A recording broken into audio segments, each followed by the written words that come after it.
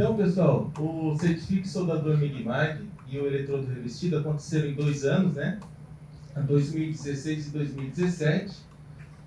O professor Júlio trouxe essa ideia lá para o campus e eu estava como coordenador do curso técnico em mecânica. E quando ele falou, eu falei, não, você vai que eu vou atrás, né? E eu acho que foram 2 experiências exitosas, tá? E essa história, na verdade, é uma história assim, de sementes que caíram, né, num local, num terreno fértil. Então a primeira semente começou aí, né, uma percepção por parte da escola de que fora do ambiente escolar, algumas coisas se relacionavam com isso, esse aprendizado, e que eram constantes, eram manifestações constantes. E aí então nós começamos a pensar numa ideia que não tinha nada a ver diretamente com a certificação, que se tratava de fazer certificação conforme alguns órgãos ligados na nossa área, soldagem. Então existem instituições, né, que certificam soldadores, especificamente, em determinados segmentos de determinados processos. É o que eles chamam de qualificação. Então alguém para trabalhar num determinado projeto, um determinado soldador, tem que ser qualificado em determinada operação. Isso não é certificação, tá? Como nós entendemos hoje. Mas com essa ideia, nós começamos a trabalhar essa possibilidade. Nós começamos a ter a mesma percepção, continuamos tendo a mesma percepção de que muitas pessoas da comunidade já tinham os conhecimentos que nós estamos tratando ali naquela área. E além disso, nós percebemos que aquela ideia do Certifique, se fosse feita de uma forma objetiva, clara, curta e precisa, ela poderia dar certo. E aí nós começamos a trabalhar com essa ideia. Aí nós começamos a conversar com a comunidade. E em Xanxerê não é muito difícil conversar com a comunidade, tem 40 mil habitantes, né? Então, algumas conversas a gente já conversou com todo mundo, né? Certo? Então, começamos a conversar com a comunidade ligada ao campo Xanxerê e nós tivemos a felicidade de encontrar, então, com a professora Cláudia e a professora Helenita, que nos relataram o que já tinha acontecido no Instituto Federal de Santa Catarina em termos do âmbito do Certifique. E a partir desse momento, nós começamos a elaborar uma certificação voltada à nossa área. Só que nós começamos com uma preparação, porque era comum, né? Era um conhecimento assim, era um consenso entre nós, de que nós não nos envolveríamos com uma certificação daquilo que nós não conhecêssemos. Tá? Embora sendo da área da mecânica, a gente ia entrar numa área específica e nós partimos do pressuposto de que quem fosse fazer certificação de trabalhadores numa área específica precisa conhecer exatamente o que trata aquela ocupação. Então, nós partimos desse princípio, preparamos os professores no aspecto do convencimento, do envolvimento, da verificação de todo o necessário. Fizemos oficinas várias, né, com o pessoal que já tinha feito certificação e a partir daí começou-se a construir uma ideia, né, relativa à certificação de soldadores num processo específico da soldagem, que é característico da área, chamado processo MIG-MAG. Aí então nós pensamos, com quem exatamente nós vamos verificar a demanda, né? A demanda, se é que ela existe ou é uma coisa da nossa cabeça? Qual é o meio mais efetivo? Nós pensamos em 2 caminhos. Nós vamos conversar com 2 segmentos. Tá? O segmento que representa empregadores, né? Empresas, organizações que têm esta ocupação como uma das ocupações necessárias para o seu funcionamento. E nós vamos conversar com algumas organizações que representam os trabalhadores como classe, né? Como uma classe.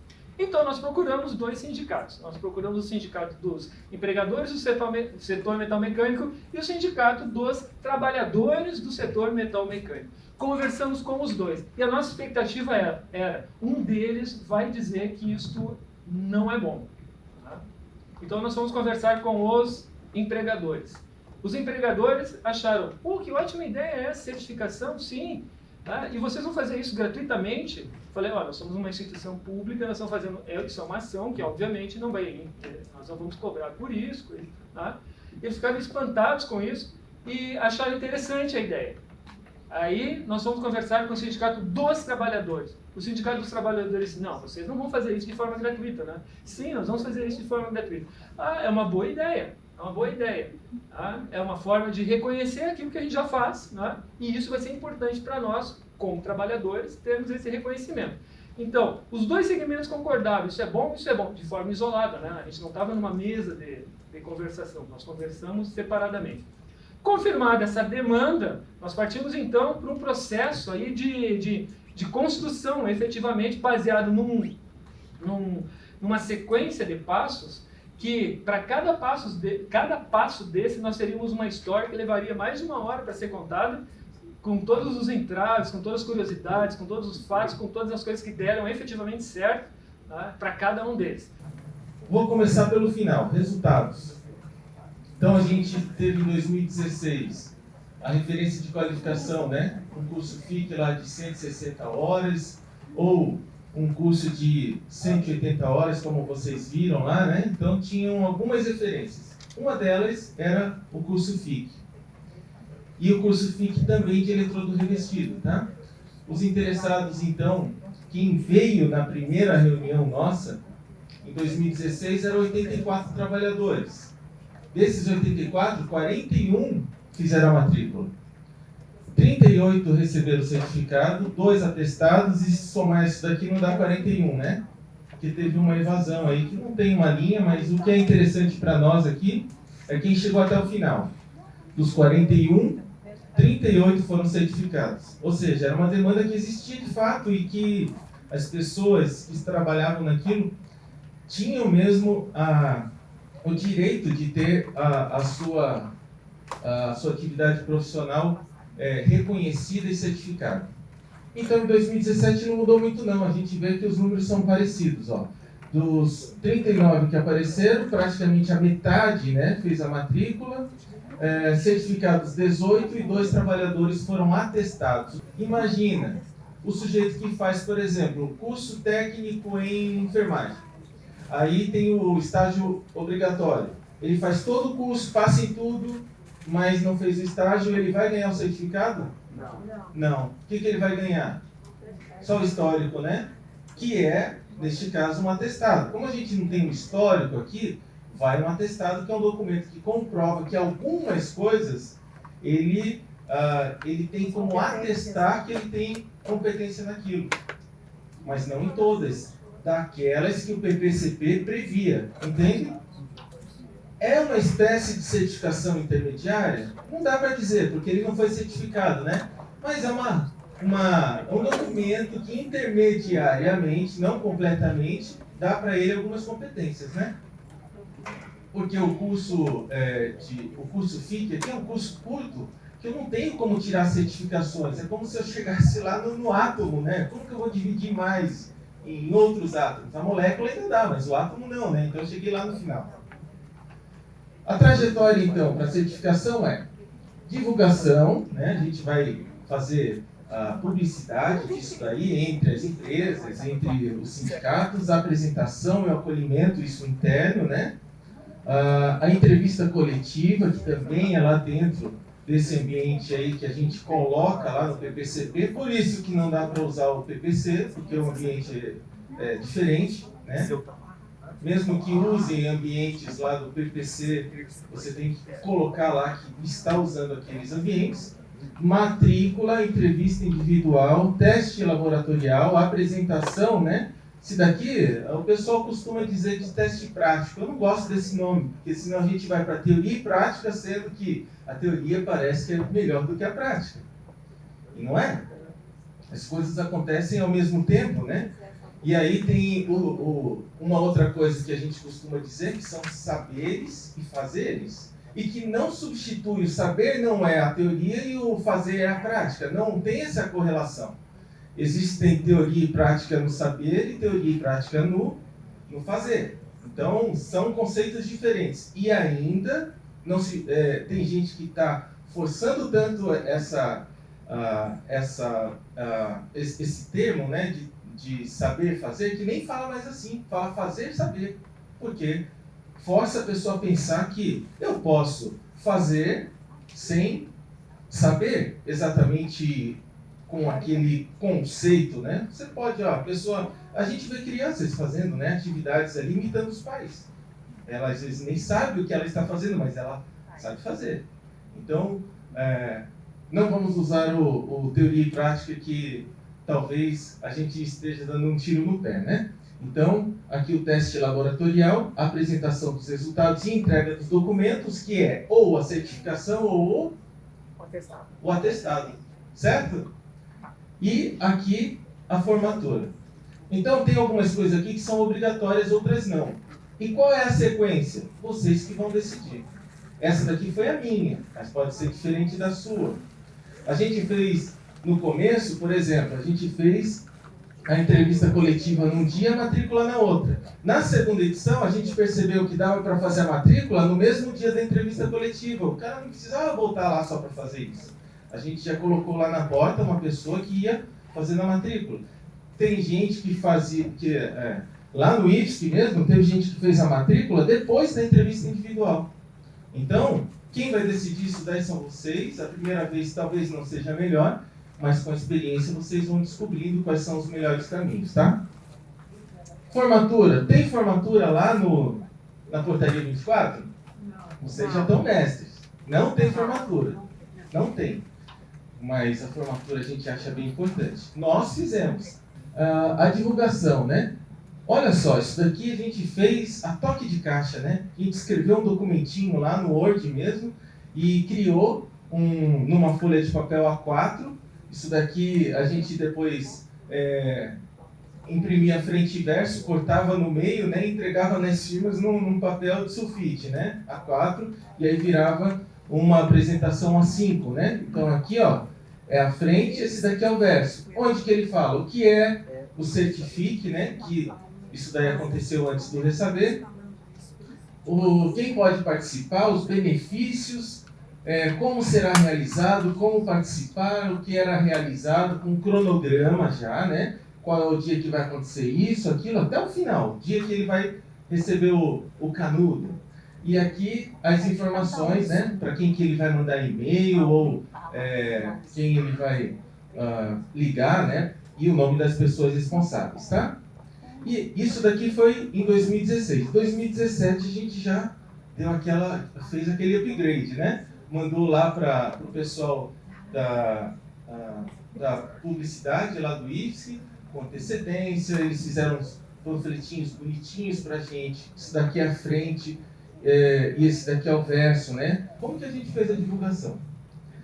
Vou ter que voltar um pouquinho, antes da divulgação. O professor Júlio falou: quero fazer isso daí, Luiz, me acompanha? Vamos fazer junto? Vamos fazer junto. Então, a primeira coisa, a gente chegou lá no departamento de ensino, pesquisa e extensão, né, a pessoa responsável por todos os cursos, e apresentou a ideia. Quando a gente apresentou essa ideia, fomos bem recebidos, isso foi muito importante. A gestão, né, tanto a direção quanto o departamento de ensino, pesquisa e extensão, nos apoiou muito. Nós éramos pioneiros. Eles também não sabiam o que ia acontecer, porque nenhum curso daqueles, nenhum certifique que tinha sido feito na área mecânica. Foi interessante, né? E eles nunca tinham ouvido falar que no Brasil tinha sido feito. Aí, pessoal, a gente fez a divulgação e também apresentou a inscrição para eles, né? Eles poderiam fazer com papel, pessoas que não têm muita familiaridade com o computador, então eles poderiam fazer também pelo computador. E para nós ficava mais fácil fazer tudo pelo computador. Então, quando eles entregavam o papel, a gente preenchia ali um Google Forms, né? E aí ficava tudo registrado já numa planilha, mais fácil de inserir os dados, tá? Aí a gente tem a apresentação e acolhimento. Primeira entrevista lá com eles. Vou voltar um pouquinho. Na divulgação, as empresas entendiam o que era o certifique? Não entendiam. Era muito difícil entender o que era esse tal de certifique. A gente explicava. No final, acho que 80% da informação tinha sido entendido naquela hora, né? Depois de 1 hora já só sobrava 40%. Mas assim, o que acontecia é que eles não acreditavam que era de graça. Mas eu vou ter que pagar quanto por isso? Tá, mas e lá no final, o certificado tem que pagar? Tá, mas isso é muito bom. eu não vou pagar nada e o trabalhador vai ser certificado, eu vou ter um trabalhador mais qualificado aqui, sem pagar nada? Sem pagar, era difícil. Quando os trabalhadores chegaram lá, a dúvida era outra. Chegaram 80, lembra? E fizeram matrícula 40. Sabe o que eles achavam que era o Certifique? Um curso. Eles achavam que era um curso. É um curso? Não. Não é um curso. Desvinculem isso de curso. Os professores vão achar que é um curso. E eles vão querer escrever PPCPs com curso junto, embutido. Eles vão falar, a gente vai aqui, se o sujeito não tiver coisa, a gente vai dar um curso disso junto. Não, não é para acrescentar junto nenhum curso. É só fazer a certificação, tá? Até os trabalhadores que foram certificados falaram, olha, professor, essa coisa no futuro não pode ser vinculada a um curso. Se tiver como foi o nosso lá, tudo bem, mas se no futuro, aí, as próprias pessoas que trabalham, né, no ensino têm receio do ressaber por causa disso. Acho que vão tirar, né, pessoas da fila lá da educação e vão levar por esse atalho. E não é nenhum atalho, tá? Então as pessoas chegaram ali em 2016, 2017, né? Então eles foram apresentados a esta sequência. E aí nós tivemos, então, esse acolhimento, né? A gente apresenta a instituição, leva-os até os laboratórios, né? Mostra como que a instituição é acessível para eles. Aí, no segundo dia, a gente fez um acolhimento coletivo, uma entrevista coletiva. A ideia aqui é formar uma comunidade prática, como falou o professor Volling. São trabalhadores, soldadores, um trabalha numa empresa, outro na outra, outro trabalha sozinho, outro é serralheiro, também trabalha sozinho, enfim, muita gente ali. E esse pessoal, às vezes, numa cidade pequena até se conhece, né? Numa cidade grande, provavelmente, muitas pessoas não se conhecem. Você pode criar um grupo de WhatsApp, colocar ali, né? E apresenta um tema. O nosso tema foi segurança para soldadores, em uma das ocasiões. A gente trouxe lá um especialista em segurança e ele aplicou a segurança a soldadores. Falava a respeito de trabalho em altura, EPIs, como fazer o armazenamento correto dos gases, isso, aquilo, outro, né? Por que usar máscara, por que não usar? E surgiam dúvidas básicas no meio deles, né? Então, eu ouvi falar que dá certa doença se você fizer assim. Pois é, tem emissão de raios infravermelhos, isso, aquilo, né? Aí você vai explicando os porquês. E você vai estimulando a pessoa a querer saber mais. O que a gente tem aí? O caráter formativo do ressaber. Não estou dando uma aula. Eu estou instigando eles a pensarem sobre a trajetória da certificação. Então, né, a gente agora está na matrícula. A gente descobriu na segunda etapa que era muito mais fácil a gente pegar aquele pessoal que achava que tinha condições de fazer o processo inteiro, já fazer a matrícula com a gente, para não precisar vir outro dia. Então a gente articulou com o registro acadêmico, colocou ali uma mesinha do lado de fora.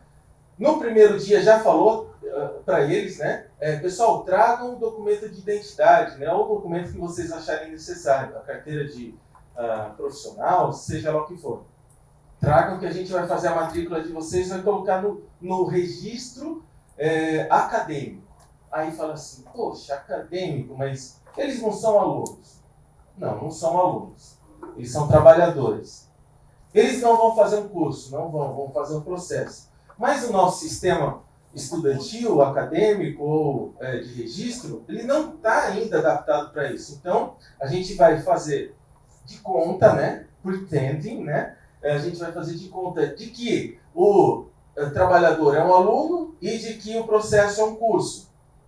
Só para formalizar isso, tá? Até que no futuro, né, a gente tem uma aba especial para reconhecimento de saberes e competências, tá? Então, é uma estratégia, uma saída paliativa, tá certo?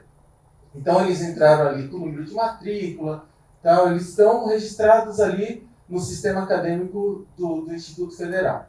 Aí a gente faz depois, essa entrevista coletiva, eu esqueci de falar, a gente grava aquilo, né? Grava mesmo com o vídeo, e aí depois a gente faz uma transcrição se quiser, né? Ou disponibiliza o vídeo para aquela turma poder assistir de novo. Então a gente tem essa entrevista coletiva aí, sendo parte do documento que a gente vai entregar para eles no final. A gente pode fazer um resumo e colocar lá naquele tanto, todos vão receber o atestado. Uns vão receber o atestado mais o certificado, mas todos recebem o atestado dizendo que participou de todo o processo, com a entrevista coletiva e entrevista individual. A gente, então, vê que em outros lugares, né, a matrícula saiu depois desta, porque eles queriam ter certeza pela entrevista individual, e eu acho até que hoje essa é uma estratégia melhor. Você faz essa entrevista individual e tem ainda mais convicção de que ele está apto a fazer todo o processo. Talvez ele ache que esteja e não esteja ainda. Olha, você faz isso, aquilo outro, ele, na resposta dele, oral, não é para escrever, né? Na resposta dele, na entrevista, você já vai ouvir, ele não sabe fazer isso nem aquilo, ele não vai conseguir se certificar. Talvez isso daí seja até uma experiência ruim para a pessoa, né? Tentei fazer e não consegui, não sei. É uma estratégia que vocês vão ter que pensar, né, nessa sequência. Mas na nossa entrevista, faça um breve relato sobre a sua trajetória de vida estudantil e profissional. Aí a gente viu que a maioria dos trabalhadores soldadores lá de Xanxerê tinham vindo da roça. Olha que legal, né? A gente não sabia disso. Aqui, inclusive, dá um campo fértil para pesquisa, né? Uma pesquisa social. A gente guarda todo esse material aí e ele pode ser ainda um material para outras atividades, né? Faça um breve relato da sua ocupação atual, por que você decidiu participar do Certifique, aí ele vai contando aqui, mas eu não faço uma pergunta assim, né? Faça aquela conversa, né? Você olha lá na sua colinha e faz uma pergunta e ele começa a falar. E aí teve gente que respondeu quase todas as perguntas e lá no final eu fiz mais uma perguntinha só porque ele já tinha falado tudo sozinho. Teve trabalhador ali, a gente não teve nenhuma mulher soldadora, né? Eram todos homens. Nas 2 edições eu não me lembro de ter nenhuma mulher. Mas interessante, teve trabalhador que sentou ali na minha frente, começou a lembrar da vida dele, chorava que nem uma criança. Sabia? Chorava mesmo, né? Certo. Detalhes ainda da entrevista individual. É importante relatar aqui que nós tivemos assim, as nossas maiores surpresas foram na entrevista individual. Na hora de responder aquelas perguntas, por que você está participando desse processo? Algo que vai do intrigante ao emocionante, certo? Inclusive, eu tento relembrar, a cada momento eu lembro de uma história diferente, né? Mas eu lembro de um dos candidatos, tá? Que o motivo dele para estar lá, tá?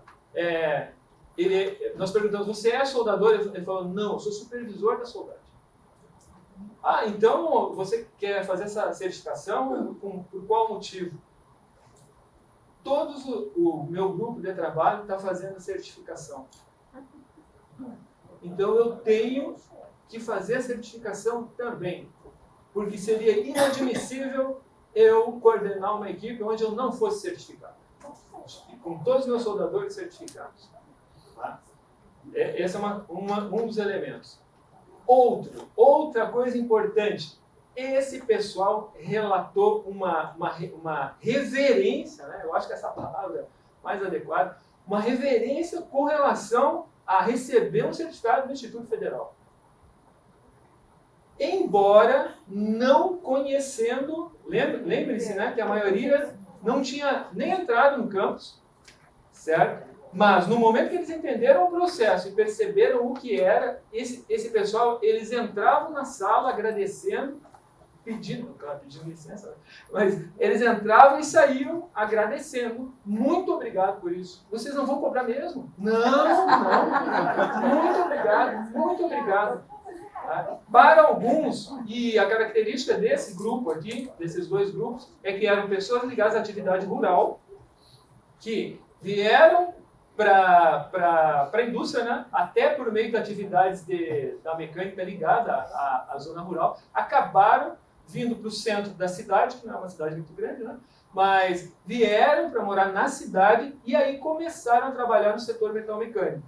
Como começaram sem qualificação nenhuma, o que acontece? Recebem as funções mais simples, né? De atividades mais simples. E lá vão aprendendo com os colegas e chegaram, né, ao ponto de ter uma função específica, a função de soldador.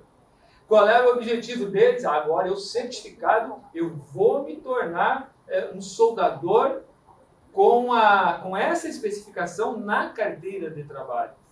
E isso para a atividade deles significa duas coisas. Primeiro, questão salarial, né? Eles conseguem um melhor salário. Segundo, o orgulho. Né? O orgulho da própria profissão, certo? Porque eles exerciam uma profissão e eles dizem assim, ó, a maior felicidade vai ser quando estiver escrito lá que eu sou soldador. Aí, depois dessa entrevista individual, a gente viu que essas pessoas tinham condições mesmo de continuarem, mas elas já estavam matriculadas, iam fazer de qualquer jeito, né? E aquilo ali ia só confirmar o que eles iam fazer no teste laboratorial. No teste laboratorial para soldagem, eu tenho que criar corpos de prova. Então, os corpos de prova, eles foram padronizados para que cada um tivesse as mesmas condições. Então, ele tinha que soldar uma estrutura metálica ali numa chapinha, né? E ele ia ganhar também uma orientação para isso, quais são os parâmetros da máquina, tudo direitinho. Quando eles olharam aquilo, né, eles falaram, caramba, isso daqui é muito bom, por que eu não tenho isso na firma? E eles começaram depois a cobrar os patrões dele. Falaram, isso daqui o pessoal aprende no curso de solda, por que vocês não fazem para a gente? Ia economizar muito tempo na empresa. Então a gente criou ali um critério, né, uma rubrica para poder avaliar todo mundo igual. E não tinha só um corpo de prova, tinham mais coisas para fazer, mas em torno de 20 a 30 minutos ele terminava aquilo ali. A média era 20 minutos, tá? Terminava todo o teste laboratorial, porque eles eram muito bons, né? E a gente falava para eles, né, olha, então aqui as coisas que você pode usar. E não tem nada que vocês precisem usar que não... Então é o seguinte, nós tínhamos no curso de referência, então, 3 unidades curriculares. Essas 3 unidades curriculares foram desmembradas em uma série de competências. Cada uma dessas competências foi desmembrada em uma série, agora para nós, né, isso é novo, uma série de perguntas. O que eu deveria verificar, o que eu deveria questionar daquilo que ele está fazendo, não questionar o trabalhador, mas questionar sobre o que ele está fazendo, para chegar até, em última instância, aquela competência. Então, nós fomos quebrando essa sequência até que nós chegássemos a perguntas bem simples. Como? Ele vestiu o avental, aquele de raspa de couro que ele está aparecendo na foto. Nós não pedimos diretamente para que ele, agora vista o avental. Mas existia uma pergunta que vestiu o avental, por quê? Talvez a orientação lá, e eu estou fazendo um esforço para lembrar exatamente qual era, mas talvez a orientação fosse, agora então você pode iniciar suas atividades. E ponto, tá? E com os EPIs ali, todos pendurados do lado, né? Certo? Então, mas essa era uma pergunta objetiva. E aí nós criamos uma escala de avaliação. Aí eu já vou explicar como é que ela vai funcionar depois. Mas o avaliador da parte prática tinha essa planilha aqui, tá? Essa planilha aqui para ser respondida logo após a avaliação. Então, o avaliador saía de lá com as anotações da planilha. A planilha tinha mais coisas do que está aqui. E chegava e depois preenchia esta planilha aqui virtual, né, digital. Certo? E, então, aqui eu vou... Algumas coisas bem específicas, né? Abriu o gás, ligou a tomada, regulou o tensionador. Então, nós chegamos a um nível de detalhamento para um avaliador só aí ele nem precisa se preocupar muito sobre como que eu vou fazer para registrar isso. Ele precisa responder essas perguntas, né? O avaliador. O candidato lá, ele realizou apenas um passe, né? Que é uma passada assim na soldagem, né? Por quê? Porque o candidato recebeu uma instrução de trabalho onde lá estava escrito quantos passes ele deveria fazer. Só que se ele não entendeu essa informação, ele certamente faria uma coisa diferente. Então o avaliador só foi lá e respondeu. Por que numa escala? Porque até esse ponto, agora já aproveitando que foi abordado durante a apresentação da Maria Silvia, né? Até esse ponto não é binário. Até esse ponto não é. Porque existem nuances aí, né, que têm que ser consideradas. Certo? Ele pode, vestiu o avental. Mas ele vestiu ou não vestiu? Sim, ele pode ter vestido, mas ele pode ter vestido da maneira incorreta, né? Certo? Então eu não vou considerar que essa pessoa não tem uma noção de segurança, de que o avental é importante, coisa e tal. Sim, mas é um detalhe. Ao longo da vida não aprendeu a vestir de forma correta. Certo? Isso permite, né, uma certa variação aí nesta avaliação. Por isso, no nosso caso, nós optamos por essa escala de 0 a 10, né? Para a gente ter uma noção. E o que nós fizemos? Fizemos uma avaliação de o que cada uma dessas perguntas significa nesta competência, e aí distribuímos, fizemos todo um arranjo para que fosse montado e a gente tivesse uma percepção de quanto cada competência, quanto ele chegou, né, daquela competência que estava listada lá na ocupação profissional. Certo? Fizemos isso então, 2 períodos de 50 minutos, o candidato chegou, executou, nós guardamos as peças, guardamos a avaliação toda, registramos isso, registro fotográfico, registro escrito, e aí encerramos o processo da avaliação prática. Todos eles, então, passaram por essa situação. Executaram as 4 peças com esses detalhes aí que eu expliquei para vocês.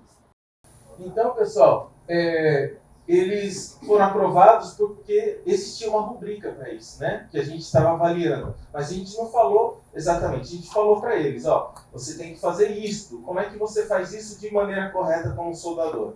Então, é uma atividade que ele vai ter lá na indústria, né? Que ele vai ter na vida profissional dele. E aí, depois, a gente tem aqui a certificação, né? Aí, mostra aqui, o nome da pessoa, o perfil, né? O perfil do ingresso, né? Desse, entre aspas, curso. Aí, aqui vai ter o histórico sócio-profissional. Isso daqui vai ser parecido para todo mundo, né? Deixa eu ver aqui. Aqui tem uma mistura Aqui é a entrevista individual dele, tá? Transcrita, as partes principais. E o número 2 que aparece aqui é aquela entrevista coletiva. Isso daqui a gente copiava e colava para todos eles, que todos participaram da mesma entrevista. Então, quais eram as angústias, quais eram as vantagens. Por exemplo, reclamaram muito do calor, né, no verão, para trabalhar com soldagem, assim por diante.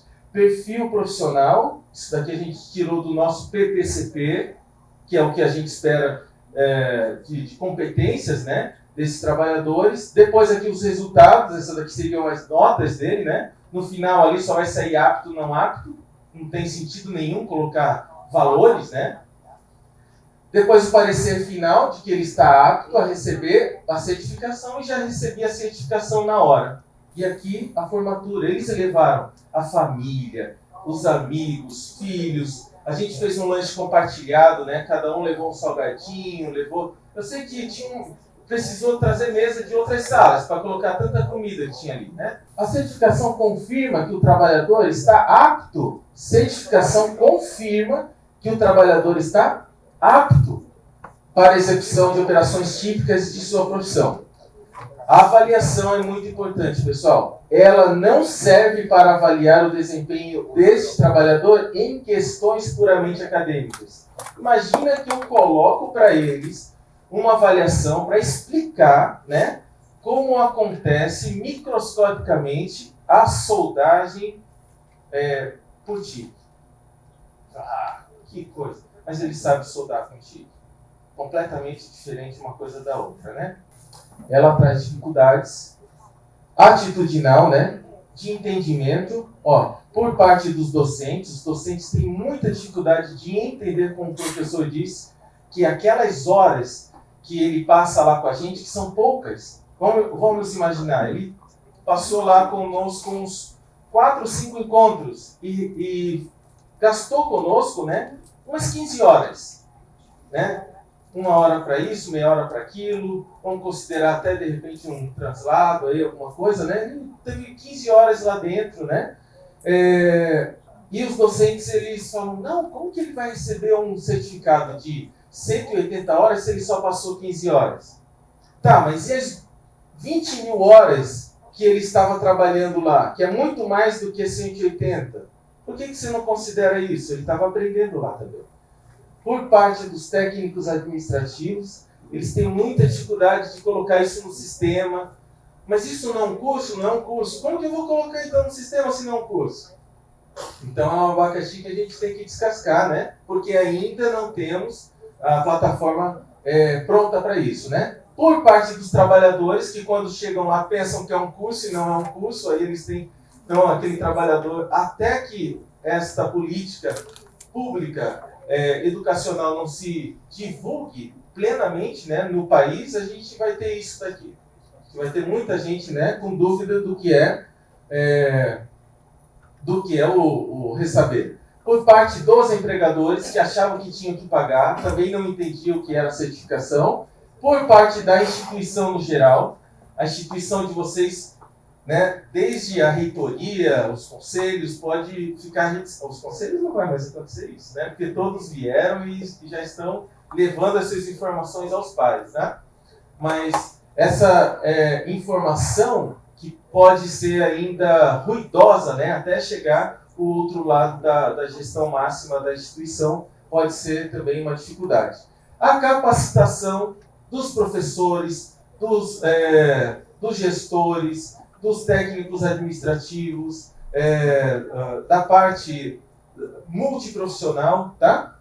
Os recursos financeiros e humanos também têm que ser avaliados. Para nós, ela foi uma dificuldade. Fizemos tudo isso batendo no peito, né? Falamos, não, eu já tenho a minha carga horária completa aí para esse semestre, mas vou fazer mais isso. Então, os professores se doaram para isso, né? Porque naquela época não tinha previsão para nada dessas coisas que a gente fez. Então, a gente gastou insumos que eram para os cursos técnicos e sobravam, né, de alguma outra coisa lá para usar com eles, com o Certifique da época. Os benefícios, inclusão dos trabalhadores que se sentiram reconhecidos, dos trabalhadores que entraram no IFSC e se sentiram parte dessa instituição. Para nossa surpresa, o fluxo de inclusão ocorreu de forma invertida também. Olha só, o IFSC entrou na comunidade. Antes, o pessoal, quando ouvia falar, né, a gente falava, você trabalha onde? Você falava IFSC, o cara falava saúde, né? Não sabia o que era, tá? Ali, ó, o IFSC às vezes não era conhecido pela indústria. Ah, mas vocês não são o Senai? O IFSC de Xanxerê é vizinho de parede com o Senai. Aí eles achavam que aquilo era uma extensão do Senai. Eu falei, não tem nada a ver. O Senai é o Senai e o IFSC é o IFSC, né? Saúde. Aí falava de novo ali, o IFSC para os trabalhadores. Os trabalhadores não sabiam o que era. No começo falava, você trabalha onde? No instituto. Ah, salão de beleza? Não é? Desenvolvimento institucional, né? Por quê? Porque o PPCP força que a gente reveja os nossos PPCs. Os nossos cursos, opa, isso daqui não está sendo usado na nossa região, isso está sendo usado mais. No próximo a gente muda. Os professores, eles se tornam mais imersos ao mundo do trabalho, que no nosso caso do Instituto Federal, os professores, eles são de dedicação exclusiva e acaba afastando os profissionais técnicos da indústria, né? Ou da atividade industrial, comercial, enfim, né? Então, isso daqui faz com que a gente retorne para o mundo do trabalho, tá?